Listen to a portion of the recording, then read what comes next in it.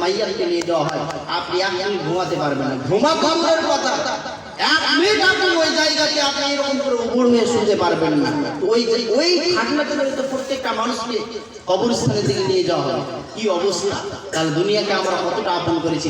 এবার আল্লাহ তাবারক ওয়া তাআলা পবিত্র কোরআনুল কারীমের মধ্যে বলছেন দুনিয়াকে কেমন করে মানুষ আপন করেছে, এটা আপনাকে বুঝাচ্ছি দলিল দিয়ে।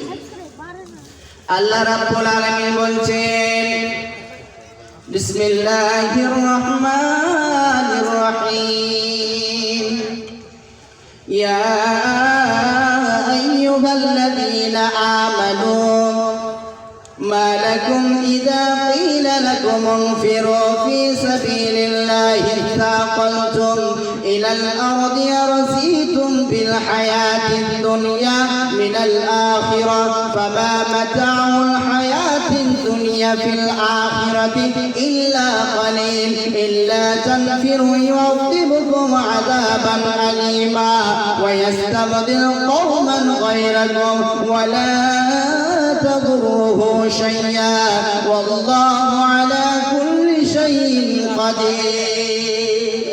আল্লাহ রাব্বুল আলামিন কত চমৎকার কথা বলছেন দেখেন। আল্লাহ কোন বেঈমানকে ডেকে বলেন না, কোন সুদখোরকে দেখে বলেন না, কোন মিথ্যাবাদীকে দেখে বলেন না। আল্লাহ রাব্বুল আলামিন বলছেন যারা আমার প্রতি ঈমান এনেছে, রে আমার বান্দা বান্দীরা তোমরা শুনে নাও, তোমাদের কি হয়ে গেছে, তোমাদের রোগের নাম কি? তোমাদেরকে মসজিদের দিকে কেন যেতে দিচ্ছে না? যখন মুয়াজ্জিন সাহেব হাইয়া আলাস সালাত হাইয়া আলাল ফালাহ যখন বলা হয় তখন তোমরা মসজিদের দিকে কেন যাচ্ছ না?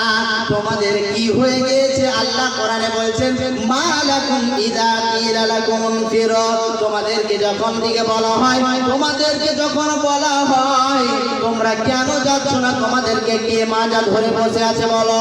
তোমরা মাটিতে কেন মাটিতে আঁকড়ে ধরে আছো বলো?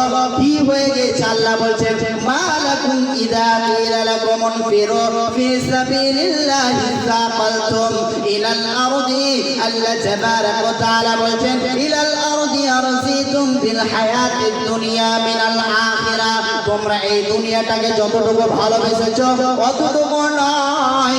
আল্লাহ বলছেন তোমরা এই দুনিয়াটাকে আপন মনে করে নিয়েছো। আরসিতুম বিল হায়াতিদ দুনিয়া মিনাল আখিরাহ ফামা মাতাউল হায়াতিদ দুনিয়া ফিল আখিরাতি ইল্লা কালিল। আল্লাহ